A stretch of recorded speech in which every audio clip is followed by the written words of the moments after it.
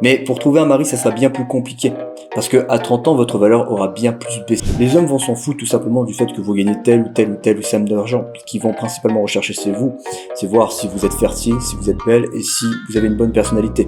Qui sont obsédés par atteindre le sommet de leur hiérarchie, acceptent volontiers de travailler 80 heures par semaine. Ils sacrifient tout le reste.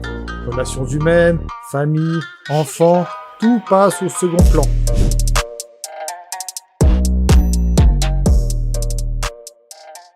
Moitié de ce qu'elles devraient gagner. Et maintenant, nous allons à l'étape suivante, une situation où les femmes travailleront parce que les hommes ne travailleront pas. Et c'est ce qui vient maintenant. Il y a un article dans The Economist qui explique que 50% des garçons à l'école ont des soucis avec les matières de base. Si vous regardez dans les... Et c'est très vrai ce qu'il est en train de dire, c'est qu'en fait il est en train de dénoncer, je vais partir sur cette branche parce que ça me paraît être la plus logique, mais il y a des femmes qui arrivent à gagner bien plus d'argent que des hommes, rien qu'en montrant leur physique avantageux sur internet. Ce qui fait qu'elles gagnent bien plus d'argent et ce qui fait qu'elles gagnent suffisamment d'argent pour entretenir une famille. Mais le problème c'est que l'hypergamie va kicker, ce qui fait qu'elles vont tout le temps chercher quelqu'un qui est meilleur qu'elles. Et le problème c'est que pour la majorité de ces femmes, elles vont devoir entretenir un homme. Elles vont devoir entretenir un homme. Mais est-ce qu'on peut réellement... on peut appeler ça un homme, mais il ne sera pas réellement viril. Il ne sera même pas respecté. Et honnêtement, est-ce que... je vais partir sur ça, mais c'est un avis personnel. Est-ce qu'il y a de la dignité un peu à montrant son physique avantageux sur Internet ? Je pose ça là.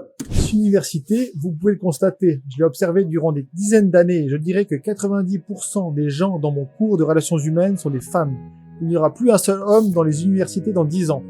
Et ça, c'est très vrai, mais le problème, c'est que il faut comprendre que les études, d'une façon générale, ont été faites pour les femmes. Il n'y a pas de pratique, il n'y a pas de choses qui permettent tout simplement à l'homme de progresser. Non, les études d'une façon générale, que ce soit en université, que ce soit à l'école, que ce soit au lycée, ont été faites principalement pour les femmes. C'est ce pourquoi les femmes performent beaucoup plus dans les études que les hommes. Et c'est une réalité. Et c'est pour ça que, peut-être comme il est en train de décrire, dans 10-15 ans, il n'y aura absolument pas d'hommes. Et d'ailleurs, c'est très rare de voir un homme qui performe dans une classe. C'est très rare. D'accord. Si vous regardez peut-être dans vos années de lycée, ou même peut-être certains qui sont encore à l'université, dans le lycée ou dans le collège, les personnes qui participent le plus, les personnes qui sont le plus présentes, les personnes qui travaillent le plus sont des femmes. Parce que le système scolaire a été fait pour les femmes. Excepté dans les branches techniques. Et c'est une complète catastrophe. C'est une catastrophe pour les femmes, parce que je ne sais pas où vous allez pouvoir trouver quelqu'un à marier et avec qui fonder une famille si ça continue. C'est très vrai, c'est intéressant à quel point il soulève je n'ai pas vu la vidéo encore une fois, à quel point il soulève des questionnements qui sont extrêmement vrais. C'est exactement ça, c'est que le problème c'est aussi parce que comme les femmes, on va dire, ont cette capacité d'aller travailler beaucoup plus loin, elles ont beaucoup plus d'ambition que les hommes, ce qui fait que les hommes sont entretenus par les femmes, et ce qui fait que leur hypergamie, c'est très compliqué pour l'hypergamie féminine, qui dit principalement qu'elles doivent chercher un partenaire qui est mieux qu'eux. Et l'hypergamie féminine est ancrée dans la nature d'une femme. D'accord ? Et pour toutes les femmes. Et nous avons aussi une hypergamie masculine, mais ça, j'en reparlerai dans une autre vidéo. Alors, à 19 ans, vous vous dites, parce que vous êtes tellement ignorant quand vous avez 19 ans, vous ne savez juste rien, vous vous dites, pas sûr que je veuille des enfants de toute façon. Ah, bah voilà, ça montre bien comment vous avez été éduqué. Mon Dieu. Lamentable. Lamentable. Sans exception, je dois vous dire, sans exception, j'ai vu des femmes traverser leur carrière, beaucoup de femmes. C'est très rare une femme qui a 30 ans n'a pas comme principal désir d'avoir des enfants. Et celles qui ne l'envisagent pas, à ce que j'ai pu constater, ont quelque chose qui ne tourne pas rond. Très vrai, extrêmement vrai. Ah, ça me fait rire, parce que en fait, c'est exactement le propos que je tiens, et lorsque c'est moi qui le dis, on me critique, mais lorsque c'est quelqu'un d'autre, bon, peut-être que si c'était une femme, ça passerait bien plus, mais lui aussi, on le critique énormément. Mais c'est très vrai. En fait, à 30 ans, vous avez la ménopause qui va kicker, qui va vous dire, attention, peut-être que tu ne vas peut-être pas avoir d'enfants. Et à ce moment-là, pour la majorité des femmes, peut-être pas pour une majorité de nos jours, mais pour une certaine partie des femmes, elles vont tout simplement se dire qu'elles doivent avoir des enfants. D'ailleurs, à quoi sert réellement notre existence si nous ne laissons pas notre marque à travers une certaine descendance ? Vous savez, à l'époque, il y avait peut-être des humains qui n'étaient pas attirés par le fait de tout simplement vouloir perpétuer l'espèce. Mais nous sommes descendus des humains qui ont perpétué l'espèce. encore et encore, ce qui fait que nous avons ces gènes en nous de perpétuer l'espèce. Et ce qu'il est en train de décrire, c'est extrêmement vrai, c'est que les femmes qui vont tout simplement aller faire des longues études, qui vont travailler, vont arriver à un âge de 35 ans. Mais le problème, c'est que les hommes ne vont pas les choisir. Le problème, c'est que les hommes vont rester sur des femmes beaucoup plus jeunes, qui seront beaucoup plus fertiles et qui seront bien plus belles. Parce que la valeur que vous allez apporter, on va dire que les hommes que vous allez attirer à 20 ans ne seront pas les hommes que vous allez attirer à 35 ans. Ça sera pas pareil. Et même, les hommes que vous allez attirer à 20 ans seront beaucoup plus nombreux qu'à 35 ans. Pourquoi ? Parce que votre valeur aura diminué, et votre valeur physique qui est votre valeur primordiale chez un homme. Enfin, c'est le point que nous regardons principalement. C'est pour ça qu'il faut apprendre à entretenir son physique, c'est pour ça qu'il faut apprendre à développer ses valeurs féminines, et pas féministes, et c'est extrêmement important. Ou dans leur façon de voir le monde. Parfois, il y a des femmes... Et ce qu'il disait effectivement sur les femmes qui ont 30 ans et qui ne se sont pas encore mariées, c'est qu'il y a anguille sous roche.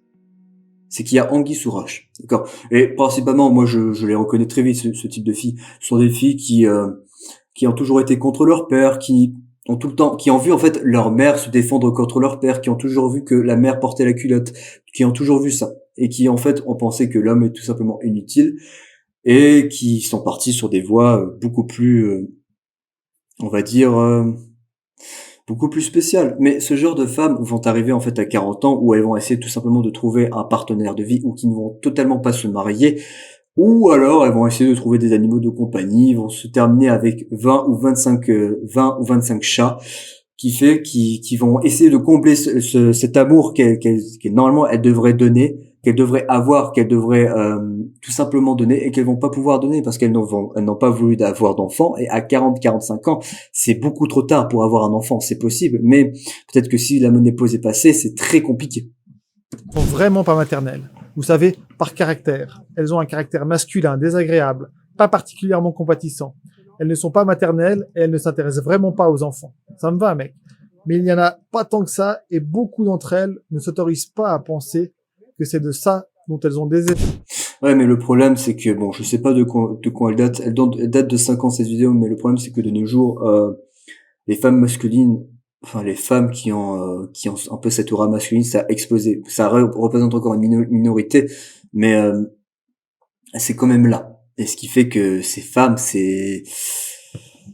si vous voulez vous marier avec quelqu'un, évitez au maximum ces femmes. Ça vous apportera que des problèmes. Encore une fois, vous êtes là pour apporter un peu cette sécurité. Essayez de faire en sorte que votre salaire suffise simplement à votre famille.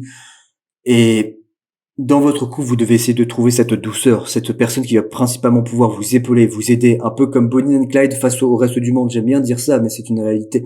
Vous vous battez déjà contre le monde pour rapporter cet argent, pour essayer de tout simplement, oui, rapporter cet argent, parce que l'argent aujourd'hui est une valeur que tout le monde recherche, et vous rapportez un certain salaire. Donc il faut que au sein de votre couple vous soyez un peu alors je veux pas dire que ça soit un allié, que ça soit un certain réconfort, tout simplement.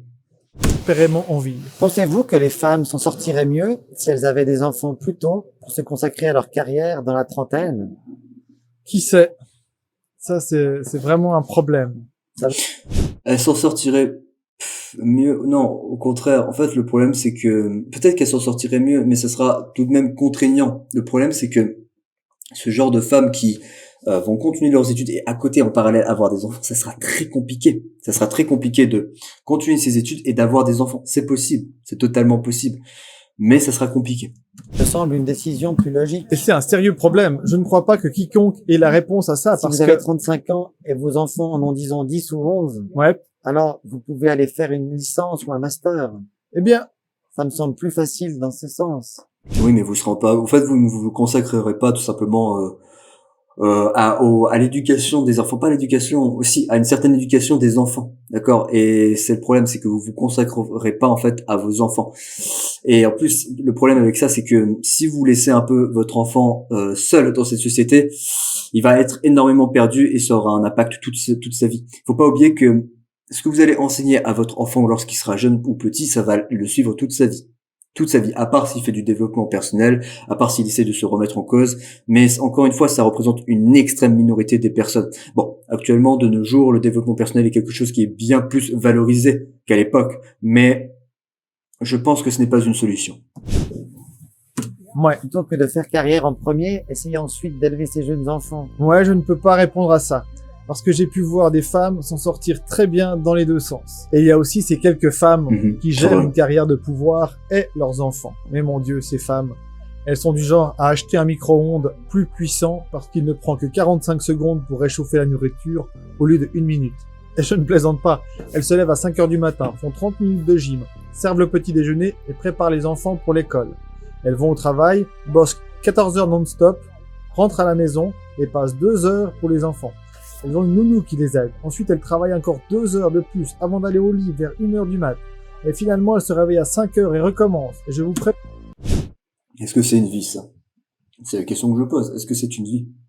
Non, ce n'est pas une vie. C'est pour ça qu'à l'époque, l'homme rapportait principalement cette sécurité, ce qui faisait que la femme était bien plus libre, en fait. Elle pouvait s'occuper vaguement de ses passions, elle pouvait s'occuper principalement de pouvoir éduquer ses enfants. Et c'était bien mieux à l'époque, je pense. Mais de nos jours, comme je le dis, l'homme, maintenant, quand il va travailler, un seul salaire ne suffit plus à nourrir toute la famille, ce qui fait que la femme n'a pas le choix et doit aller travailler pour compléter tout simplement cela. Et le féminisme encourage encore une fois cela, mais je pense que ce n'est pas la bonne solution. Je pense que l'homme doit travailler, doit essayer de travailler le plus tôt possible sur cet aspect financier, essayer de gagner le plus tôt possible de l'argent, tout simplement pour être libre et pour pouvoir choisir une à plusieurs femmes, encore une fois. Et je reviendrai sur ce sujet de la polygamie.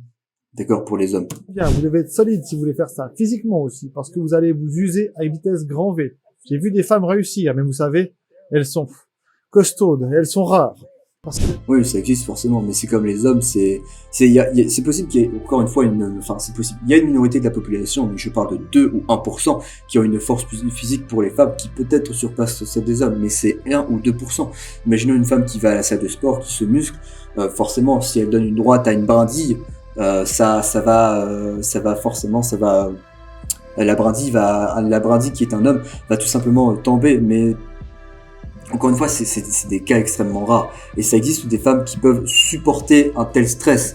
Mais encore une fois, c'est une minorité. C'est une extrême minorité. C'est un rythme qui est infernal. Et de plus, c'est que vous allez énormément vous fatiguer en suivant ce genre de rythme.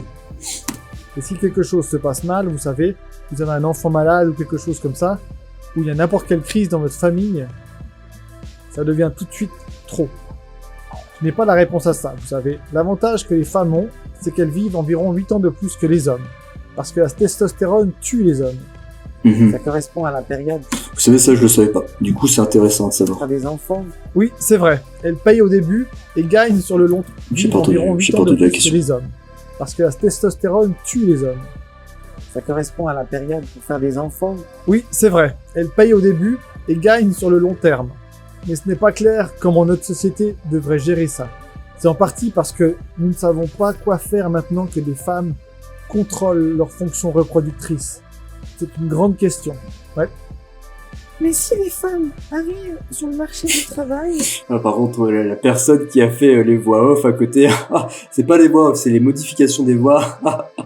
Honnêtement, il aurait pu faire un effort. Même moi qui suis à un niveau intermédiaire au niveau des montages, je peux faire clairement mieux. Plus tard, elles sont en compétition avec des gens plus jeunes. Et ça reste un problème, puisque les gens préfèrent engager des gens plus vieux. Oui, bon, c'est un fait. Les gens jeunes et stupides ont l'avantage d'être jeunes. Les gens... je pensais qu'elle parlait principalement des mariages, que les hommes préféraient tout simplement marier des femmes beaucoup plus jeunes, ce qui est vrai. Stupides d'âge mûr ont le désavantage d'être d'âge mûr. Alors si vous pensez engager un jeune stupide ou un stupide d'âge mûr, vous préférez la personne jeune et stupide, et par stupide je veux dire, vous savez, je suis évidemment sarcastique. Simple d'esprit, je pense. Mais je veux dire, sans expérience et démarrant dans la vie. D'accord. Donc vous allez plutôt favoriser quelqu'un de jeune, parce que c'est bien qu'il ait nuancé le propos, parce que moi je pensais que c'était quelqu'un de simple d'esprit, quelqu'un qui ne savait pas réellement réfléchir, mais quelqu'un qui avait fait tout simplement au début de sa vie, qui n'a tout simplement pas encore d'expérience. Ce qui fait que oui, effectivement, il va commencer tout doucement. Explication instantanée à leur relative ignorance. Et c'est un problème, vous savez. Donc je ne sais pas quelle est la solution, mais certainement qu'une solution serait, en partie, d'apprendre aux jeunes femmes ce que c'est que d'être trentenaire et femme, et aussi de les détromper de l'idée qu'il y a quelque chose de féerique dans une carrière.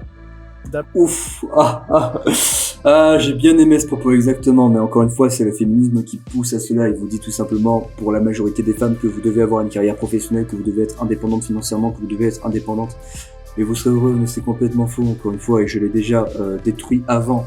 Le fait d'avoir une carrière va en rien vous apporter le bonheur. C'est complètement faux. Bon, la plupart des gens n'ont pas de carrière, ils ont des emplois. Et la raison pour laquelle vous êtes payé pour un emploi, c'est parce qu'on vous demande de faire des choses que vous ne feriez pas si vous n'étiez pas payé. Donc ce n'est pas une sorte d'utopie à fumer des cigares avec vos potes sur le bureau. Ça, c'est certain. Et déjà, ça serait même pas une utopie. Ok, très intéressant. Bien, on va passer à la suite de la vidéo, très intéressante pour le coup.